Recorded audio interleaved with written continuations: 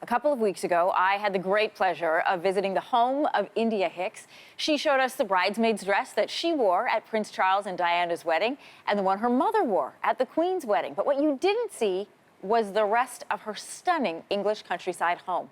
America Farm is featured in India's new book, A Slice of England, along with the 3 homes that she spent her childhood in. India Hicks is joining us in studio this morning. Such a pleasure to have you here, having just seen you in your home turf. Oh, it's so nice to be here. Everything in your house has a story, which we found when we were there, and you're so great to explain some of them to us, but you'll find out more of those stories in this book.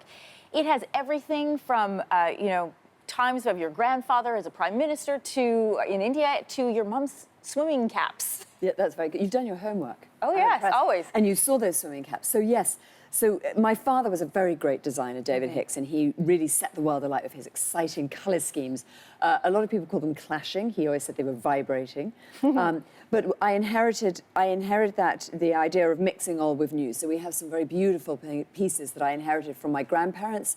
And then to offset them, make them feel more fun, we took my mother's swimming caps, which are like about, $1 that I found that she was throwing out. We put them in perspex so they look like they're a rather important piece of art. Of course, they're not at all. When you have access to so many important pieces, or memorable pieces like the swimming caps, how do you choose? Oh God, how do you choose? Because that's the magic, right? Is being able to find that balance in your home. Yes, it's more not how do you choose, it's more editing out. David, my other half, and I are terrible collectors. We're hoarders. We hoard everything. And so you'll see quite a lot of that. But I'm a storyteller, so I've written every word in this book. I'm appallingly dyslexic, so I say forgive any grammatical error. I have had an editor go through it.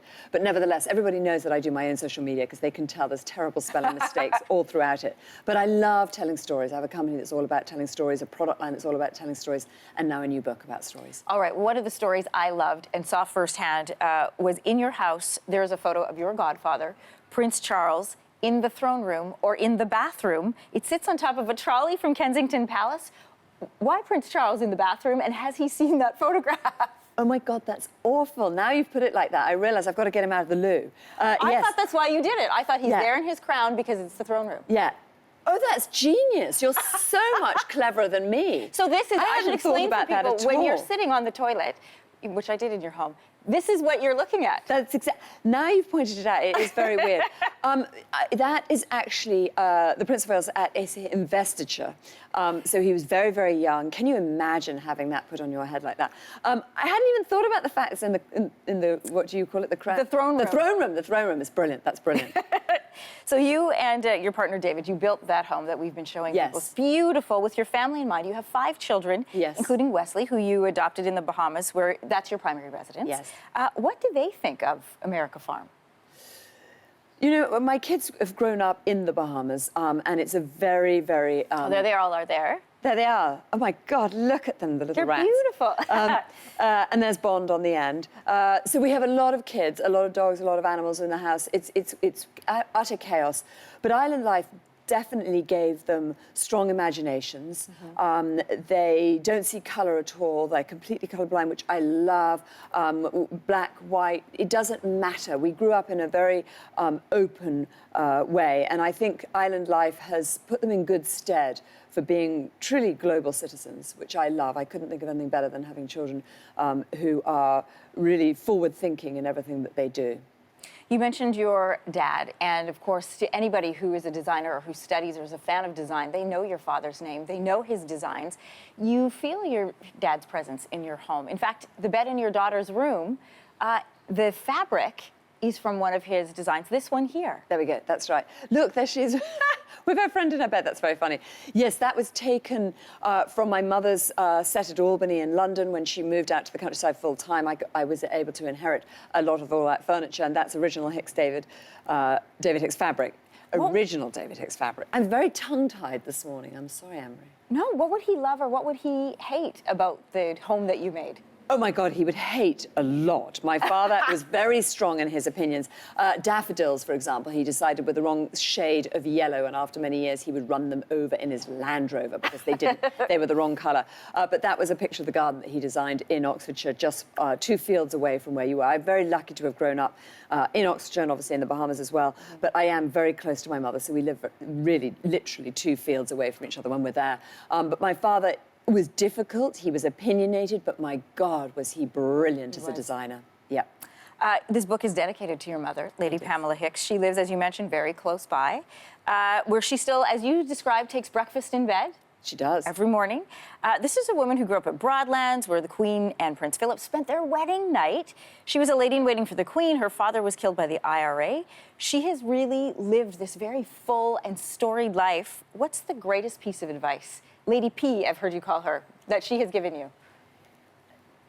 She never really gives advice. She's a wonderful observer of life. She has had a front row seat at so many historical events. She lived through the years of being married to David Hicks. My father was a whirling dervish. She sat with Mahatma Gandhi during prayer meetings while my grandfather handed back independence to India. And she's, exactly as I was saying about my children being forward-thinking, she's very forward-thinking. She's incredibly open-minded, in her 90th year now. Wow. And really the backbone to everything that I do in my life. We share the same sense of humour.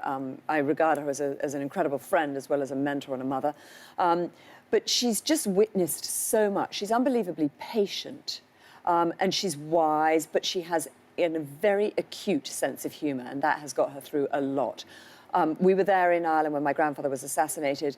It was a very, very difficult time. She was having to handle everything really on her own because her sister was on life support. Her mother-in-law had been murdered along with my grandfather. It was utter chaos, and my mother coped brilliantly. You mentioned her having a front row seat to history, but you did as well. Off the top, we mentioned, and before when we've had our conversation, about you being a bridesmaid for Prince Charles and Diana. And in fact, you were in charge of the veil as a young girl. Now, Ben, who works here on Your Morning, his boys, as you know, Brian and John, were also in charge of the veil at Harry and Meghan's wedding. So yeah, I was curious. There's strong competition. There is. Now, how do you think they did? Because you were working for ITV during the wedding. You saw them carry it down the aisle. They were magnificent. And I have to say, I'm sorry, Ben, but we were doubting that because that was a risk. Look how many of them there are. Oh, the children, you mean the amount of children? Yes. Total risk in having those unattended going down that aisle. But as an expert carrier, keeper of the veil, how did they do? Brilliantly, absolutely brilliant. And they stole the hearts of everybody. Those little faces grinning out the windows, it was wonderful. It was absolutely wonderful. So good to have you here in person. Thank you so much. Thank you for stopping by. India, of course, will be doing a book signing for A Slice of England tonight in Toronto. And if that's not enough, her lifestyle brand, India Hicks, is now shipping here to Canada.